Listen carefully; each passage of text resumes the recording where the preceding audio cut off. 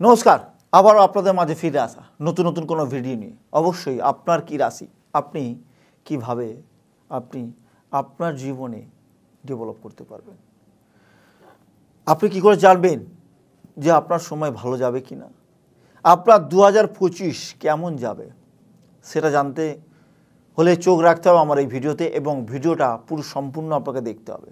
তবেই বুঝতে পারবেন 2024 মেষ রাশি কেমন যাবে।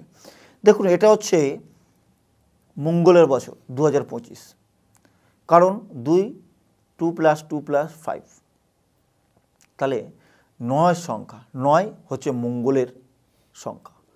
তো মঙ্গল হচ্ছে 2025, যাদের মঙ্গল ভালো অবস্থায় আছে, যাদের মঙ্গল শুভ অবস্থায় আছে, তাদের কিন্তু 2025 ভালো যেতে চলেছে। মেষ রাশির ক্ষেত্রে ভালো, কারণ লগ্নপতি অষ্টমপতি মঙ্গল। তাহলে মঙ্গল এমন, মঙ্গল হচ্ছে জেদি, মঙ্গল হচ্ছে রুগ্রতা কারক গ্রহ। তাহলে তার মেষ রাশি সে জাতক জাতিকারা অবশ্যই একটু একগুঁড়ো টাইপের, জেদি এবং খুব রাগী টাইপের হয়। এরা সহজে হাল ছেড়ে দেয় না, খুব চেষ্টা পরেও এরা কিন্তু হাল ছাড়তে নারাজ, যতক্ষণ না তারা তার শীর্ষে সফলতার জায়গায় সে পৌঁছচ্ছে। মেষ রাশি জাতকেরা এরা প্রচুর পরিমাণে খাটতে এবং লড়তে এরা খুব ভালোবাসে। এরা সহজে হাল ছাড়ে, এরা খুব সাহসী হয়, এরা খুব বীর হয়। এসব জাতক জাতিকরা অধিকাংশ মানুষ সেনাবাহিনীতে কাজ করে, এরা সেনাবাহিনীতে যুক্ত এবং কর্মক্ষেত্রে এরা সেনাবাহিনীর ক্ষেত্রে যোগদান করতে এরা খুব ভালোবাসে। এরা পুলিশ বিভাগের ক্ষেত্রে কাজ কম থেকে সেনাবাহিনীর থেকে বেশি কাজ করে। এদের যেমন কর্মক্ষেত্রে যদি দেখা যায় এরা খুব ভালো হয় এবং বেটার হয়, খুব সক্রিয় হয়। তাহলে 25-এর শুরুতেই আমরা চলে আসি। 25-এর শুরুতেই মেষ রাশির কোন ঘরে কি অবস্থান করছে। 25-এর শুরুতেই রাহু কিন্তু দ্বাদশে এবং দ্বিতীয় স্থানে চলে যাচ্ছে বৃহস্পতি, এবং চতুর্থে বসে থাকবে মঙ্গল, সে কিন্তু বক্রী অবস্থায়, এবং কেতু থাকবে ষষ্ঠেতে, এবং রবি এবং বুধ বসে যাচ্ছে সে কিন্তু দশমে, এবং কিন্তু একাদশে অবস্থান করবে চন্দ্র, শনি, শুক্র, এবং রাহু কিন্তু অবস্থান করছে দ্বাদশে। তাহলে এই সময় ক্ষেত্রে কিন্তু খুব ভালো একটা ইজিক্যালি আমরা পেয়ে যাচ্ছি। বৃহস্পতি কিন্তু আমরা 2025-এ এখানে কিন্তু দেখতে পাবো 3টে ঘর পরিবর্তন করবে, যেমন বৃষ, মিথুন এবং কর্কট, এই 3টে ঘরে আমরা কিন্তু অবশ্যই বৃহস্পতিকে দেখতে পাবো। আমরা আলোচনা ভালো কিছু দেখতে গেলে বা 2025 বা ভালো সময় দেখতে গেলে যে 2025টা কেমন, যে আমরা কয়েকটা গ্রহ যারা মন্থর গতির গ্রহ, তারা খুব ধীর প্ল্যানেটে চলে, সেই কটা গ্রহকে নিয়ে আমরা অবশ্যই বিচার করে দেখে তবে একটা প্ল্যানেট মানে আমরা বিচার করে বলতে পারি এই রাশিটা যেতে পারে।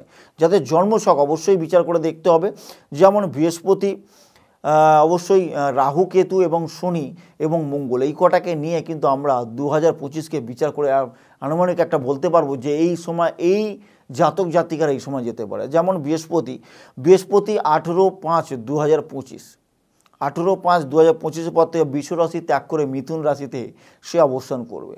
আবার 18/10/25-এ মিথুন ত্যাগ করে সে কিন্তু আবার কর্কটে অবস্থান করবে বৃহস্পতি। তাহলে বৃহস্পতি এখানে 11 নভেম্বর 2025 সে কিন্তু আবার বক্রী হবে, এবং সে বক্রী কিন্তু সে বছরটা বক্রী অবস্থাতেই থাকবে। তাহলে বৃহস্পতি কিন্তু আপনার দ্বিতীয় স্থানে অবস্থান করছে, দ্বাদশপতি এবং নবমপতি হয়ে। কিন্তু এখানে অর্থনৈতিক জায়গা খুবই ভালো, এখানে অর্থনৈতিক জায়গা খুব ভালো দেখাচ্ছে, অর্থ ভালো থাকবে এখানে দেখাচ্ছে, অর্থ দিকটা বেটার, কিন্তু অর্থ ব্যয়ের সংখ্যাটাও কিন্তু এখানে দেখাচ্ছে, অর্থ খরচা হয়ে যাওয়ার সম্ভাবনা কিন্তু দেখাচ্ছে। ইনকামের জায়গা দেখাচ্ছে, ইনকাম হবে, কর্মের জায়গা ভালো দেখাচ্ছে, এখানে কিন্তু কর্মস্থল জায়গাটা এখানে বেটার দেখাচ্ছে কর্মক্ষেত্রে।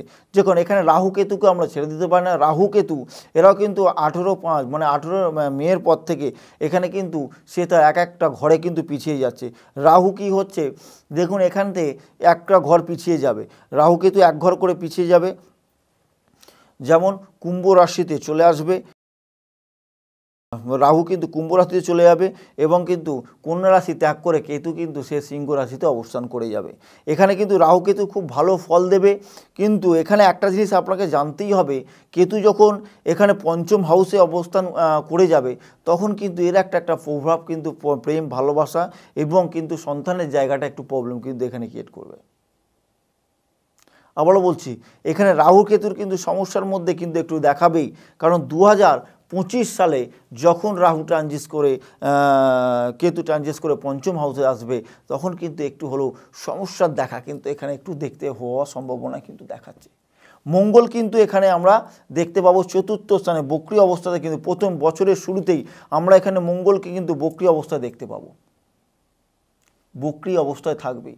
সেই সময়টা কিন্তু একটু ফলভুক্ততে 21/1/25 মানে জানুয়ারির পর থেকে 21/1/25 মিথুন রাশি ত্যাগ করে সে কিন্তু অবশ্যই কর্কটে কিন্তু প্রবেশ করে যাবে। এই সময়টা কিন্তু আমরা কিন্তু দেখতে পাবো। দেখুন পুনরায় সে আবার বক্রী আবার ট্রানজিট করে আবার কর্কটে পরিবর্তন করবে, এটা কিন্তু আমরা মাসভর আমরা কিন্তু মঙ্গলের ট্রানজিটটা আমরা দেখতে পাবো। দেখুন এখানে মঙ্গল আবার 28/7 কন্যা রাশি ত্যাগ করে তুলাতে আসবে এবং 13/9 থেকে আবার 27/10 পর্যন্ত সে কিন্তু সেই তুলা রাশিতেই অবস্থান করবে।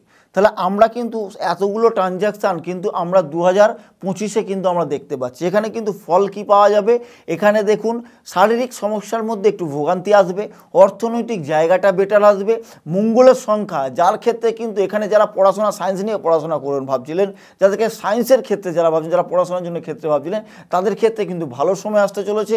যারা পড়াশোনার জায়গা বেটার পড়াশোনা করছিলেন, ভালো রেজাল্ট করতে পারছিলেন, তাদের ক্ষেত্রে খুব ভালো।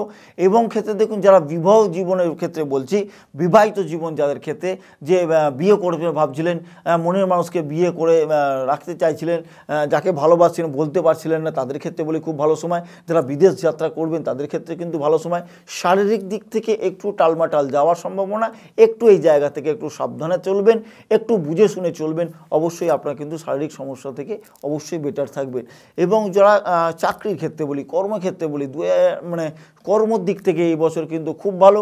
যারা চাকরি ট্রান্সফার করে বাইরে যেতে চাইছিলেন বা চাকরি ছেড়ে ভাবছে আরও বেটার চাকরি পাচ্ছি অপশান, সেই চাকরিতে যাব না, সেটা গিয়েও ছেড়ে দিতে হবে, বা এটা ছাড়লে কি এর থেকে বেটার কিছু হবে কি না, অবশ্যই সেটা ছেড়ে দিয়ে অন্য কোনো বেটার চুজ আপনারা করতে পারেন, আপনাদের ক্ষেত্রে ভালো, এটা কিন্তু অবশ্যই বলতে পারি।